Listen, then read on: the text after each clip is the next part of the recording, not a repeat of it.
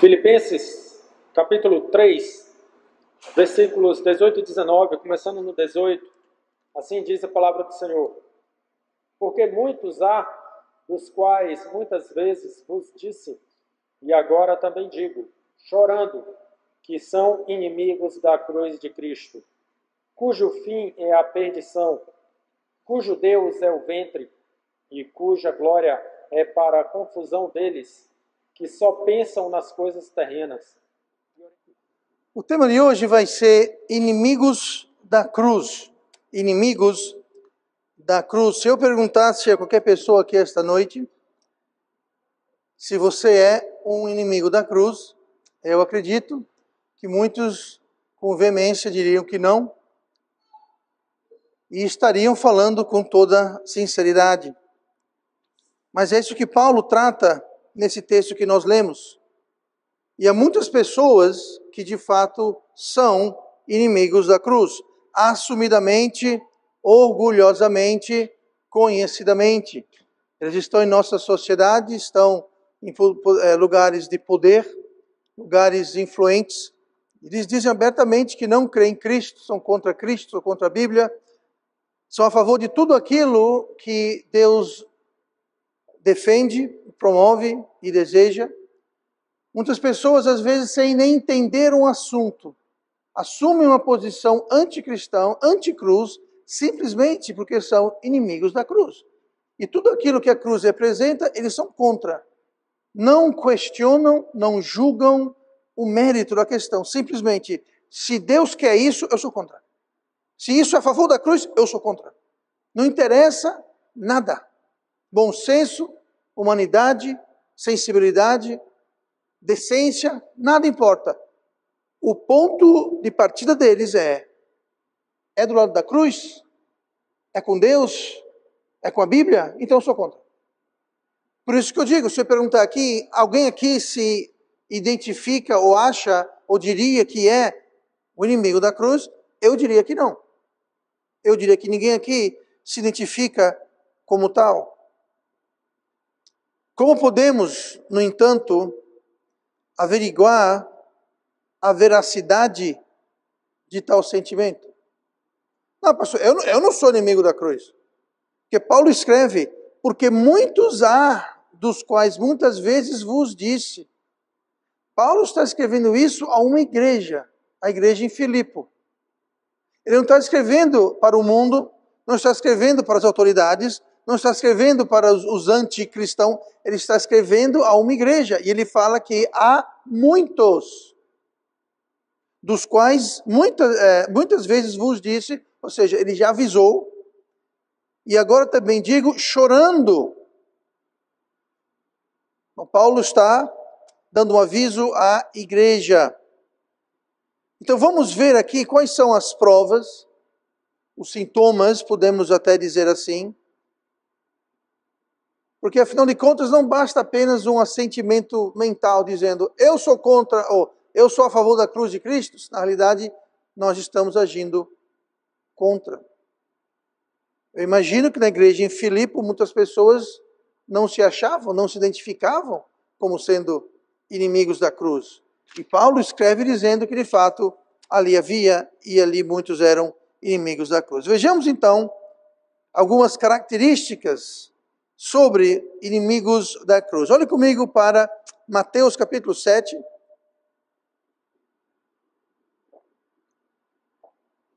Mateus capítulo 7 e olhe comigo no versículo 13. Paulo começa dizendo, porque muitos há. Então a primeira coisa que nós vamos ver hoje em relação a inimigos da cruz é que não são poucos. Não são poucos. Paulo falou muitos há. Em Mateus 7,13 fala assim, entrai, Jesus falando, entrai pela porta estreita, porque larga é a porta e espaçoso o caminho que conduz à perdição, e muitos são os que entram por ela. E porque estreita é a porta e apertado o caminho que leva à vida, e poucos há que a encontrem. Então nós vemos aqui que existe uma porta estreita e uma porta larga. Existe aqui um caminho apertado e um caminho espaçoso. Muitos são os que entram na porta correta, e poucos há que encontrem a porta correta. Esse versículo aqui está falando especificamente sobre salvação, mas o princípio pode ser aplicado de forma mais ampla, no sentido de viver a vida e andar o caminho que Deus tem para nós. Note que no versículo 13 de Mateus fala: porque larga é a porta, espaçoso o caminho que conduz à perdição. Perdição. E Paulo fala em Filipenses 3,18: porque muitos há, dos quais muitas vezes vos disse, e agora também digo chorando, que são inimigos da cruz de Cristo, cujo fim é a perdição. Você veja que a perdição é o destino daqueles lá na igreja em Filipo, os inimigos da cruz, e a mesma palavra usada em Mateus 7,13, onde fala que largo é o caminho que leva à perdição. Mas o que eu quero trazer atenção aqui é que são muitos. Paulo falou, muitos há. Jesus falou que largo é o caminho, que largo é a porta, que leva à perdição. Estatisticamente, a situação é contrária a nós. Estatisticamente, são menos pessoas que vão encontrar a porta estreita e andar no caminho estreito. Menos são aqueles que vão encontrar salvação. E mesmo dentro daqueles que encontram salvação, poucos são os que andam o caminho correto. Entenda, o caminho não tem nada a ver com salvação. Ninguém é salvo porque anda no caminho correto. Você é salvo porque você entrou pela porta. Caminho, porta. Jesus é a porta. Jesus é a salvação. Mas mesmo dentro daqueles poucos que são salvos, relativamente, poucos daqueles salvos vão andar no caminho que agrada a Deus, que preenche a perfeita vontade de Deus. Infelizmente, não são poucos que ficam de fora. E isso causou ao apóstolo Paulo muita aflição e muita tristeza, como nós lemos mais uma vez no versículo 18 de Filipenses 3, porque muitos há, dos quais muitas vezes avisei, e agora também digo chorando.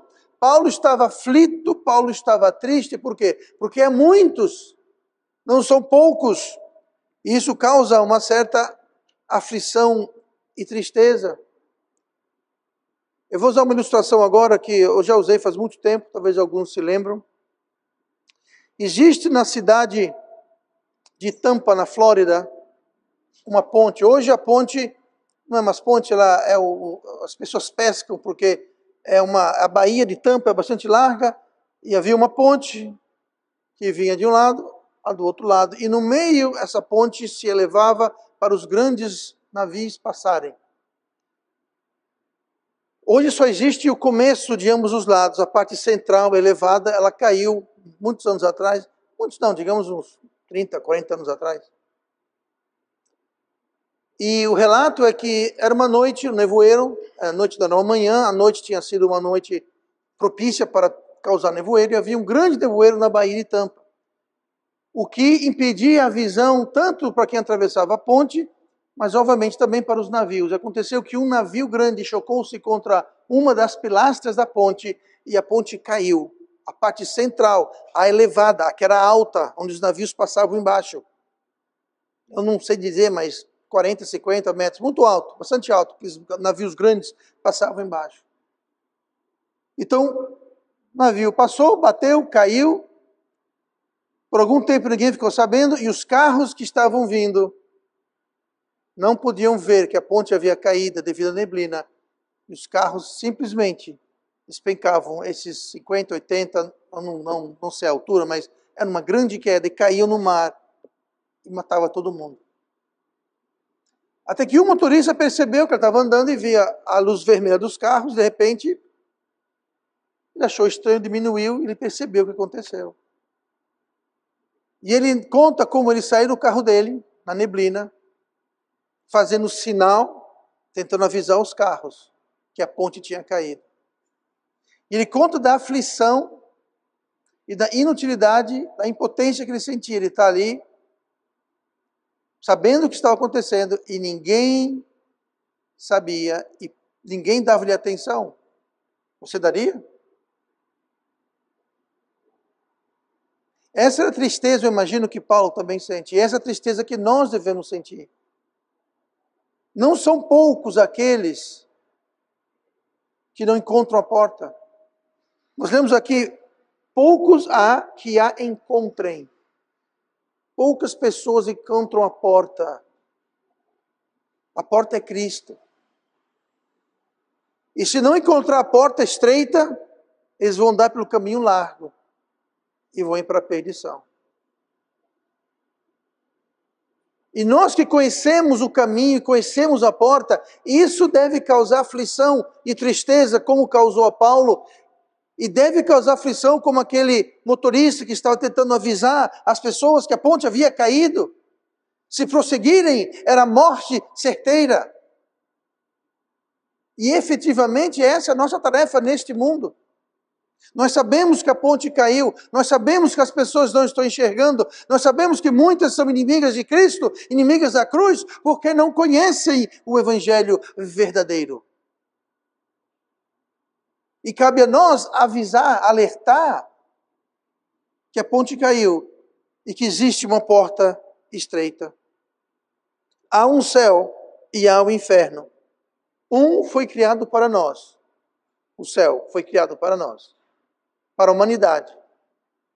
O inferno foi criado para o diabo e seus anjos. E infelizmente são poucos, relativamente poucos, em comparação com a humanidade como um todo. São poucos que vão encontrar a porta estreita. Mas os inimigos da cruz não estão entrando pela porta estreita.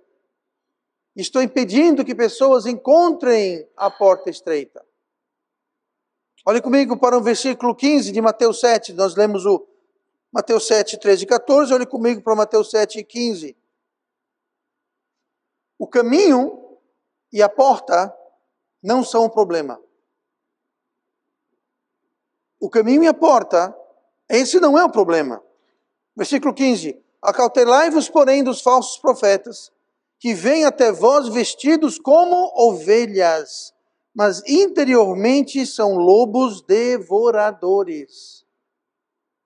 O problema não é a porta. Não é a porta estreita, nem o caminho que é largo. Esse não é o problema. Deus quer que todos entrem pela porta. Esse é o desejo de Deus. Segundo Pedro 3,9, o Senhor não retarda a sua promessa, ainda que alguns a tenham por tardia, mas é longânimo para conosco, não querendo que alguns se percam, senão que todos, pastor, o que quer dizer todos em grego? Todos. Em hebraico, todos. Em chinês, todos. Em marciano, todos. Todos quer dizer todos. Não é todos os eleitos, todos os escolhidos, todos os bonitos, todos. Ele quer que todos venham a arrepender-se, a deixar de crer naquilo que criam para entrar pela salvação da porta e olhar para Cristo, a única porta, a única salvação. 1 Timóteo capítulo 2, 1 Timóteo 2 e versículo 3. Porque isto é bom e agradável diante de Deus nosso Salvador, que quer que todos os homens sejam salvos. Deus quer o quê? Que todos os homens sejam salvos. Eu acho que aqui pode incluir as mulheres também, viu, irmãs? Fiquem tranquilas. Deus quer que todos sejam salvos. Não fala alguns, poucos, a maioria, a minoria. Os escolhidos, os eleitos, todos sejam salvos. Não fala que todos aqueles que amam Deus. Você sabia? Eu creio que você saiba, mas se não souber eu quero esclarecer. Ninguém é salvo porque ama Deus. Todos são salvos porque Deus nos amou primeiro. Ser salvo é uma questão de Deus me amar e não de eu amar a Deus. Eu amo a Deus, eu devo amar a Deus, mas não é esse amor que me salva. É o amor de Deus que me salva, para comigo. Que quer que todos os homens sejam salvos e venham ao conhecimento da verdade. Porque há um só Deus e um só mediador entre Deus e os homens, Jesus Cristo, o homem, o qual se deu a si mesmo em preço de redenção por todos. Ele se deu na cruz por quem? Todos. Todos. Todos. Então qual o problema? O que impede muitos de entrarem? Bom, nós lemos agora há pouco no versículo 15 de Mateus 7, acautelai-vos, porém, dos falsos profetas. Cuidado com os falsos profetas, que vão dizer, aquela porta estreita não é o único caminho. Existem outros caminhos, outras formas, não pela porta estreita. O problema não é a porta estreita, o primeiro problema são os falsos profetas, que apontam, ensinam e pregam um evangelho falso. Há falsos profetas, preste bem atenção no que eu vou falar para ninguém não me entender errado. Existem falsos profetas que são sinceros e outros que são insinceros. Como assim, pastor? Tem muito falso profeta que sabe muito bem que está pregando erro. Que sabe muito bem que não tem nada aqui na Bíblia. Mas tem muito falso profeta que é sincero. Tem muita gente que sinceramente crê, estão errados, mas sinceramente crê que se você for batizado, ir para a igreja, não fizer isso, fizer aquilo, você vai ser salvo. E são sinceros, mas estão sinceramente, redondamente errados. Então, a gente mede o profeta não pela sua sinceridade, mas pela sua veracidade em relação à palavra de Deus. Tem muito profeta profetizando heresia, mas ele acha que é verdade. São vítimas de outros falsos profetas. Que são vítimas de outros falsos profetas e perpetuam a heresia em pessoas sinceras que acham realmente aquilo. Já compartilhei aqui na Bíblia, tem um versículo para mim horripilante. Jesus falou, e naquele dia muitos virão a mim dizendo, Senhor, Senhor, Senhor. E eu vos direi abertamente, o quê? Apartai-vos de mim, não vos conheço. Essas pessoas que iam a Cristo chamando de Senhor, eram pessoas que sinceramente achavam que eram salvas. E Jesus falou, não vos conheço. Eram pessoas sinceras, mas erradas. Sinceridade só tem peso se for baseado na verdade. Você pode estar redondamente enganado e ser sincero no engano, mas é engano, não deixa de ser engano. Se eu tomar um copo de veneno achando que é água, eu vou morrer do mesmo jeito. Por isso que antes do culto eu pedi para a irmã testar, tomar uns golinhos aqui, porque nunca se sabe se alguém, né, entendeu? Existem falsos profetas ignorantes, eu digo ignorantes no sentido que eles não se dão conta que são falsos profetas. Eles acham que estão fazendo uma boa coisa, acham que estão pregando a verdade. Não estão, mas acham que estão, são os sinceros. Outros falsos profetas não, eles sabem exatamente o que estão fazendo. Fazem de vós mercadoria muitas vezes, em muitas igrejas. Eu ouvi recentemente que uma igreja nessa região aqui foi posta à venda. E na descrição do item, dizia, igreja, tantos lugares, tal, 50, 100, não sei quantos dizimantes. Deixa eu ver. Quanto é que eu vou botar a igreja à venda. Veja que absurdo. A Bíblia fala, farão de vós o quê? Negócio. Negócio, gente. Nem todo falso profeta, no entanto, faz isso. Tem muito falso profeta que acha que está fazendo o que é certo. Não está, mas acha que está. Mas o problema não é a porta estreita, o problema não é o caminho largo, o problema são os falsos profetas. E cabe a cada um de nós julgar. Porque se o falso profeta profetiza heresia, no versículo 13 que nós lemos em Mateus 7, fala que isso conduz à perdição. conduz à perdição. Então, se nós decidimos, escolhemos seguir um falso profeta, por mais sincero que ele seja, aquilo vai conduzir à perdição. Temos que ter discernimento. No versículo seguinte, Mateus 7,16, por seus frutos os conhecereis. Porventura, colhem-se uvas dos espinheiros ou figos dos abrolhos? Então, na sequência, Jesus fala, pelos seus frutos conhecereis. O problema, parte do problema são os falsos profetas. Então, julguem, pelos seus frutos conhecereis. É por isso que eu tenho muito problema com pessoas que ficam vidrados e praticamente idolatram pregadores de televisão ou de internet. Por quê, pastor? Porque você não sabe a vida deles. Ah, eu sei, eu sigo ele há 30 anos na internet. Mentira, 30 anos atrás nem tinha internet. Mas é que eu estou falando, você não sabe como é que é a vida dele, como são os filhos dele, a esposa, a vida de casa, como é que ele é. Você está vendo o que ele está projetando num vídeo editado, cortado, adicionado com música de fundo. Você não sabe quem é aquela pessoa. Sim, pastor, mas e daí?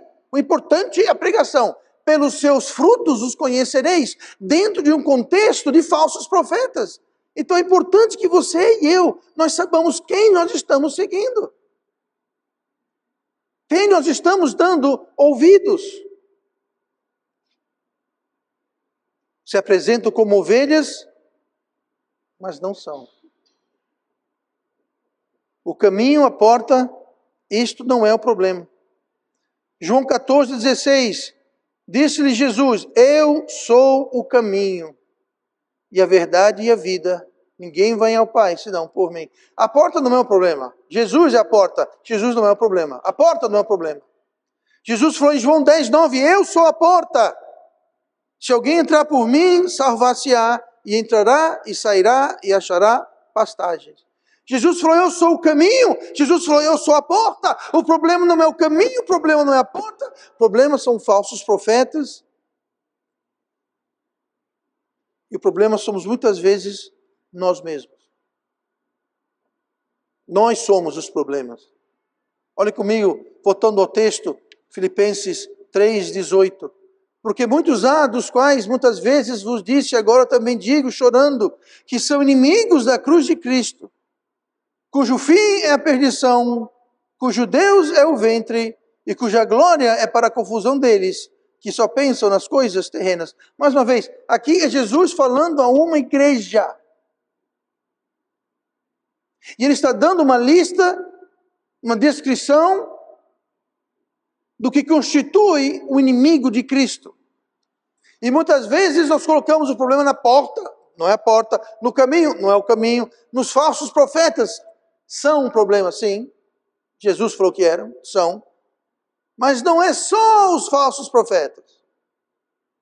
E aqui Jesus mostra que somos nós também. Nós podemos fazer parte desse problema. E nós temos aqui 4 características dos inimigos da cruz. Primeiro, cujo fim é a perdição. Segunda característica, cujo Deus é o ventre. Terceira, cuja glória é para a confusão deles. E a quarta, que só pensam nas coisas terrenas. Vamos rapidamente ver cada uma e aplicá-las ao salvo e ao perdido. Porque você pode ser o inimigo da cruz sendo salvo ou sendo perdido. Ah, pastor, mas eu não sabia que isso era possível. Como pode alguém ser salvo e ser inimigo da cruz? Alguns exemplos. Os irmãos de José, que o venderam para a escravidão. O próprio Davi, o próprio Salomão, Ló, Gease, servo de Eliseu. Minto. Isso. Demas, no Novo Testamento. E outros. O próprio Pedro. O próprio Paulo. Todos esses são pessoas salvas, ou eram pessoas salvas, que em algum momento, algum período em suas vidas se tornaram inimigos da cruz. Então não pense que o inimigo da cruz é alguém que está lá no mundo, lá se drogando, se prostituindo, roubando, matando. Eles são inimigos da cruz. Paulo escreveu essa carta a uma igreja. Ninguém aqui se identifica como inimigo da cruz. Mas será? Eu não estou julgando, eu quero que você se pergunte. Eu posso apenas julgar a mim nessa questão. Vejamos aqui então. Cujo fim é perdição. Para o perdido, isso quer dizer que o fim do perdido, o fim é a perdição no sentido de lago de fogo. Passa pelo inferno primeiro, fica lá até o final do milênio, aí sai do inferno, julgamento do trono branco e lançado no lago de fogo. Sai de uma perdição para outra perdição. Esse é o destino, é o fim, cujo fim é a perdição. E para o salvo? Bom, o salvo não vai para o inferno, o salvo não vai passar o milênio no inferno, vai passar o milênio na terra. O salvo não vai ser jogado no lago de fogo depois do milênio. O salvo não vai ter nada disso. Então, qual é a perdição? Cujo fim é perdição. Para o perdido, tudo bem, é o inferno no lago de fogo. E para o salvo? Qual a perdição para o salvo? Para o salvo, perdição é uma vida repleta de açoites de Deus. A palavra perdição quer dizer destruição. Obviamente não eterna para o salvo. Hebreus 12:6. Porque o Senhor corrige o que ama e açoita a qualquer que recebe por filho. Então o crente que se torna inimigo da cruz vai ser um crente que vai ser açoitado e corrigido pelo seu Pai Celestial que o ama. Essa vai ser cujo fim é a perdição. Vai ter uma vida repleta de açoites e correções de Deus. E a segunda característica, pastor, cujo Deus é o ventre. Essa é interessante, cujo Deus é o ventre. Bom, para o perdido, esse ventre aqui, ele significa significa alma. Significa a si mesmo, suas emoções, suas vontades, seus desejos. No Novo Testamento, a gente tende a associar o coração com a alma, com os sentimentos. E no Velho Testamento, isso é uma referência ao Velho Testamento, é o ventre, ou muitas vezes os rins, ou as entranhas. Ou seja, sai daqui e vem para cá, mas é a mesma coisa. Cujo Deus é o ventre, é aquela pessoa que tem como Deus a si mesmo, sua própria vontade, seu próprio desejo. Para o perdido, cujo Deus é o ventre, é que ele segue, idolatra, obedece sua própria vontade, sua própria opinião, seus próprios desejos, e Deus está longe, Deus está fora dessa equação. O perdido, cujo Deus é o ventre, ele não quer saber de Deus. O que ele crê, o que ele acha, o que ele pensa é o que vale. O que ele quer é o que vale. Deus está fora. O Deus dele, e é interessante porque fala cujo Deus é o ventre, se você olhar esse Deus é com D maiúsculo, indicando que para aquela pessoa o ventre, a vontade dele é o Deus dele. Não é o Deus Jeová, mas para ele é o Deus, para ele é a autoridade. Para o perdido, é aquele que rejeita e nega a autoridade de Deus e a palavra de Deus. Mais uma vez, aquele crente que é salvo mas vai fazer o que quer, o que pensa, ele vai decidir o que é certo, o que é errado, o que acha melhor. Deus está fora da equação. Igualzinho o perdido. Eu já falei muitas vezes, o salvo que vive igual ao mundo é pior do que o perdido que vive igual ao mundo. Pouca diferença há. Mas todo inimigo da cruz, salvo o perdido, tem a característica cujo Deus é o ventre. Ele vai fazer o que ele quer. Ele vai crer no que ele quer. Ele vai decidir o que é certo e errado. Não vai ser o pastor, não vai ser a Bíblia, não vai ser Deus. Eu vou decidir. Eu concordo, não concordo. Eu quero, eu não quero. É assim. Cujo Deus é o ventre. E o perdido que rejeita essa autoridade e rejeita a palavra de Deus, Ele está rejeitando a única fonte de salvação. Por isso que Marcos 3:29 fala assim: qualquer, porém, que blasfemar contra o Espírito Santo nunca obterá perdão, mas é culpado do eterno juízo. Por quê? Se você está rejeitando o Espírito Santo, como fala aqui, nunca obterá perdão. Por quê? O Espírito Santo é a única fonte de salvação que nós temos.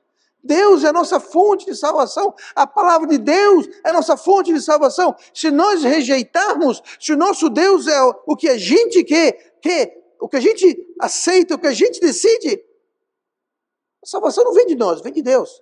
E se eu faço do meu ventre, da minha vontade, do meu intelecto, da minha sabedoria o meu Deus, eu estou rejeitando o Deus de verdade, eu estou rejeitando a salvação para o perdido.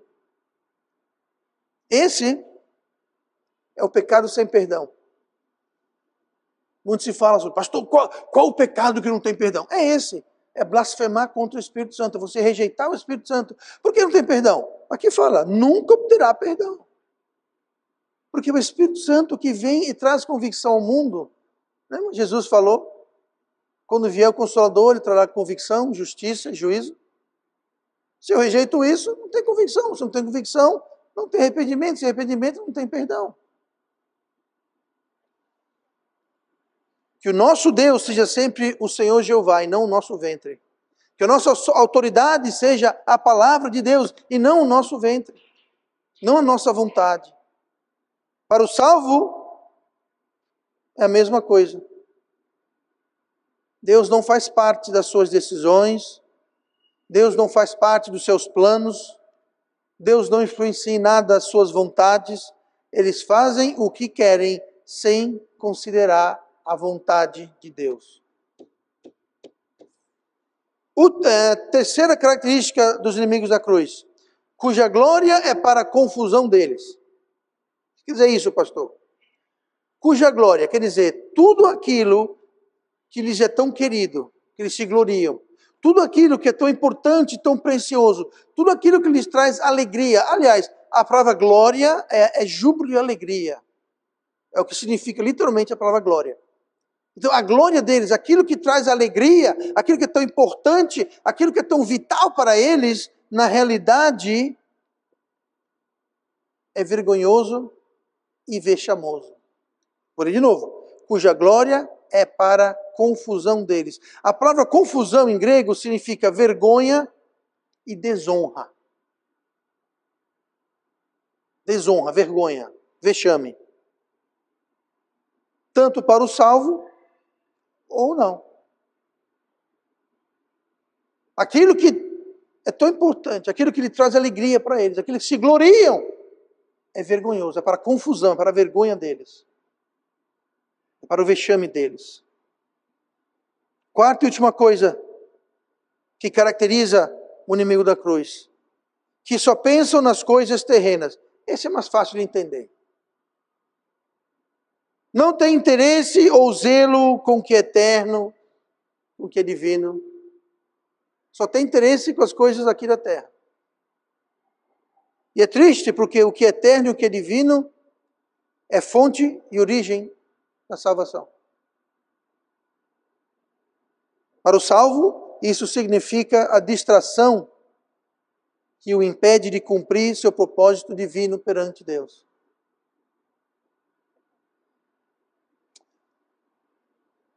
Eu estou aqui na igreja, a igreja fez o mês passado 18 anos.